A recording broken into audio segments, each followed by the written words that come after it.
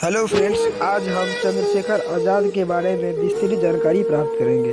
किस तरह इन्होंने अपनी बहादुरी से हमारे देश भारत को आज़ाद कराया, किस तरह इन्होंने अंग्रेज़ों से लोहा लिया, अंग्रेज़ों को हमारे देश से बाहर भगाने में अपना सहयोग दिया। इसके बारे में आज हम लोग चर्चा करेंगे। चलिए वीडियो को शुरू करते हैं। आज़ादी किसे अच्छी नहीं लगती, चाहे पिंजरे में बंद पक्षी हो, चाहे रस्सी से बंधा हुआ पशु। सभी स्वतंत्रता के बंधनों को तोड़ फेंकना चाहते हैं। फिर मनुष्य तो पशुओं की अपेक्षा अधिक बुद्धिमान और संवेदनशील होता है। उसे गुलामी की जंजीर सदा ही खटकती रहती है। सभी देशों के इतिहास में आज़ादी के लिए अपने प्राणों की बलि देने वाले वीरों के उदाहरण हैं। 1947 ईस्वी के पूर्व भारत परतंत्र था। तब अंग्रेजों से स्वतंत्रता प्राप्त करने के प्रयत्न बराबर होते रहते थे। 1857 ईस्वी में एक ऐसा ही सामूहिक संघर्ष भारतीय लोगों ने किया था। उसके बाद भी यह संघर्ष निरंतर चलता रहा। जनता में आज़ादी की चिंगारी सुलगाने का काम प्राय क्रांतिकारी क्या करते थे। अंग्रेजों को भारत से किसी भी प्रकार बाहर करने के लिए वे कटिबद्ध थे। भारत माँ की आज़ादी के लिए अपने प्राणों की आहुति देने वाले ऐसे क्रांतिकारियों में चंद्रशेखर आज़ाद का नाम अग्रगण्य है। चंद्रशेखर आज़ाद का जन्म एक बहुत ही साधारण परिवार में मध्य प्रदेश के झाबुआ जिले के एक ग्राम में हुआ था। उसके पिता का नाम पंडित सीताराम और माता का नाम श्रीमती जगरानी देवी था। बचपन से ही वे बहुत साहसी थे। जिस काम में लग जाते उसे पूरा करके ही छोड़ते। चंद्रशेखर जब 10-11 वर्ष के थे तब जालियांवाला बाग का भयंकर हत्याकांड हुआ, जिसमें सैकड़ों निरपराध भारतीयों को गोली का शिकार होना पड़ा। जालियांवाला बाग चारों ओर से ऊंची ऊंची दीवारों से घिरा एक मैदान था। एक दिन जालियांवाला बाग में सभा हो रही थी। उसमें ब्रिटिश सरकार के विरुद्ध भाषण दे रहे थे।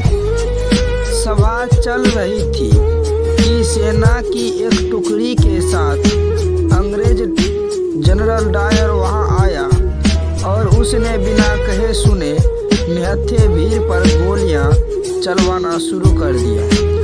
1000 आदमी मारे गए और कई हजार घायल हुए। सारे भारत में क्रोध की लहर दौड़ गई।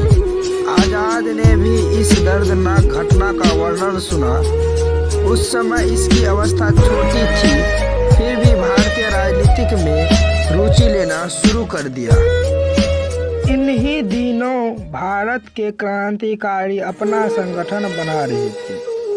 चंद्रशेखर आज़ाद उनसे अधिक प्रभावित हुए और वे भी दल में शामिल हो गए। क्रांतिकारियों का कहना था कि अंग्रेज अहिंसात्मक रीति से नहीं मानेंगे, उनको भय दिखाकर छोड़ने के लिए मजबूर करना होगा। चंद्रशेखर आज़ाद भी इस दल में शामिल हो गए और यह दल पूरे भारत में बहुत बड़ा दल बना हुआ था। इतनी बड़ी संगठन को चलाने के लिए बहुत धन की आवश्यकता थी। इसीलिए सन 1925 ईस्वी में उत्तर प्रदेश में काकोरी स्टेशन के टिकट चलती गाड़ी को रोककर सरकारी खजाना लूट लिया गया। इस घटना के होते ही ब्रिटिश सरकार की ओर से गिरफ्तारियां होने लगी, पर आज़ाद गिरफ्तार न हो सका। उसे पकड़ने के लिए बड़ा इनाम घोषित किया गया। आज़ाद ने भी ठान लिया था, मुझे कोई जीवित नहीं पकड़ सकता। अगर कोई पकड़ सकता है तो मेरी लाश को ही गिरफ्तार कर सकता। आसपास छिपे रहे और गोली चलाने का अभ्यास करते रहे। चंद्रशेखर आज़ाद, भगत सिंह, शिवराम, राजगुरु और जयगोपाल ने यह तय किया कि लाला जी की हत्या के लिए जिम्मेदार स्कॉट या सेंडर्स को मार डालना चाहिए। 7 सितंबर 1928 ईस्वी को इन लोगों ने पुलिस सुपरिटेंडेंट सेंडर्स को गोलियों से भून डाला, पर इनमें से कोई भी पकड़ा न जा सका। भगत सिंह और बटुकेश्वर दत्त ने सरकार की दमन नीति का विरोध करने के लिए 7 अप्रैल 1929 ईस्वी को केंद्रीय विधानसभा में बम फेंका। यद्यपि वे जानते थे कि वह पकड़े जाएंगे और उन्हें फांसी होगी, तो भी वहां से भाग निकलने के बजाय धारासभा में ही अंग्रेजों के विरुद्ध में नारे लगाते रहे।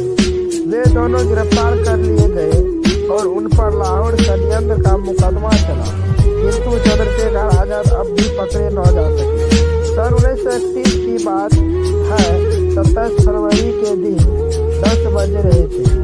आजाद और सुखदेव राज इलाहाबाद के अल्फ्रेड पार्क में बैठे थे। तभी सुपरिटेंडेंट नाट बाबर को उसकी खबर मिली। तुरंत मोटर द्वारा अल्फ्रेड पार्क में पहुंचा और आजाद से 10 गज के फासले पर उसने मोटर रोक दी। पुलिस की मोटर देखकर आजाद का साथी तो बच निकला, किंतु वे स्वयं वही रह गए। नाट बाबर ने गोलियां चलाना शुरू कर दी। नाट बाबर की गोली आजाद की जांघ पर लगी तो आजाद की गोली नाट बाबर की कलाई पर, जिससे उसकी पिस्तौल छूटकर गिर गई। उधर और भी पुलिस वाले आजाद पर गोली चला रहे थे। हाथ से पिस्तौल छूटते ही नाट बाबर एक पेड़ की कोट में छिप गया। आजाद के पास हमेशा काफी गोलियां रहती थी, जिनका इस अवसर पर उन्होंने खूब उपयोग किया। 1 घंटे तक दोनों ओर से गोलियां चलती रही। जब आजाद के पास गोलियां खत्म होने लगी तो अंतिम गोली उन्होंने स्वयं अपने को मार ली। इस प्रकार वह महान योद्धा मातृभूमि के लिए अपने प्राणों की आहुति देकर सदा के लिए सो गया। अपनी यह प्रतिज्ञा उन्होंने अंत तक निभाई कि वह कभी जिंदा नहीं पकड़े जाए। जब आजाद का शरीर बड़ी देर तक इस पथ पड़ा रहा, तब पुलिस वालों उनकी ओर आगे बढ़े, किंतु आजाद का आतंक इतना था कि उन्होंने पहले एक गोली इस शरीर पर मारकर निश्चय कर लिया कि वे सचमुच मर गए हैं। आजाद जिस स्थान पर शहीद हुए वहां उनकी प्रतिमा स्थापित की गई है।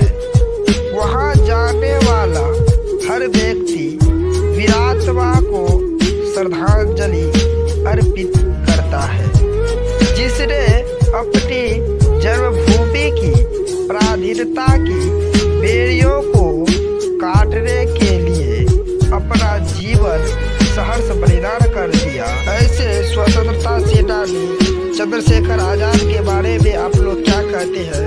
कमेंट सेक्शन में इसका जवाब जरूर लिख के बताइएगा। और अगला वीडियो किस स्वतंत्रता सेनानी के बारे में चाहिए यह भी कमेंट सेक्शन में जरूर बताइएगा। अभी तक आप लोगों ने इस चैनल को सब्सक्राइब नहीं किया है तो प्लीज़ जाकर पहले इस चैनल को सब्सक्राइब कर लीजिए, ताकि आप लोगों को इसी तरह का वीडियो मिलता रहेगा।